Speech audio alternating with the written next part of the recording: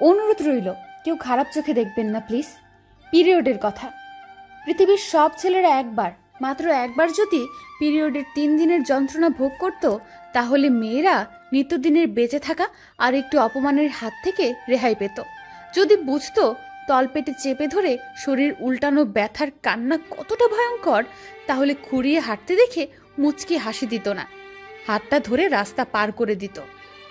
যদি টের পেত কি সাংঘাতিক কষ্ট নিয়ে একটা মেয়ে মাসচক্রের এই 5 থেকে 6 দিনের সময়টা পার করে, চিটচিটে গা ঘিনঘিনিয়ে একটা অস্বস্তিকর অবস্থা নিয়ে ক্লাস, অফিস, সংসার, মাটি কাটা, ইট ভাঙা সবকিছু রুটিন মেনেই করে যায়, তাহলে অন্তত এটাকে নিয়ে আর উপহাস করতো না।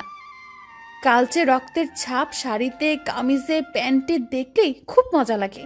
হেসে গড়াগড়ি খেয়ে অন্যের গায়ে পড়ে বলতে শুনেছি, মামা তোর কি মাসিক চলতেছে, আজকে কয়দিন? কিন্তু একবারও ভেবে দেখে না এই সময়টা আসে বলেই, এই কষ্টটা হয় বলেই কিন্তু আমাদের মতো সন্তানদের জন্ম হয়, আর আমরাই এটাকে হাসির খোরাক বানাই। কোনো দোকান থেকে ন্যাপকিন বা প্যাড কিনতে দেখলেই পাশে দাঁড়িয়ে থাকা ছেলেটা বলে, পাউরুটির প্যাকেট নাকি, ওইটা বলেই অট্টহাসিতে গড়িয়ে পড়ে। কিন্তু একবারও যদি বুঝতো ওই পাউরুটির মতো ন্যাপকিন বা প্যাডটা ব্যবহার করতে গিয়ে তাদের কতটা বিরক্তির অবস্থার ভেতর দিয়ে কাটাতে হয়। একটা মেয়েকে ন্যাপকিন কিনতে দেখে মজা করছেন তো?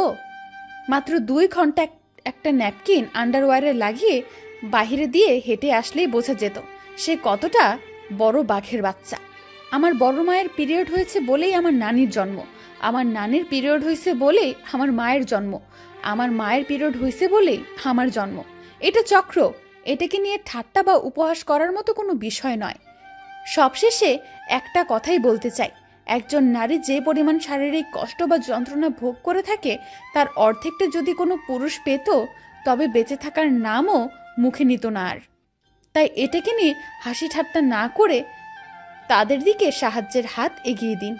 আর ভুল কিছু বলে থাকলে ক্ষমা করে দিবেন সকলে, কেউ খারাপ ভাববেন না প্লিজ।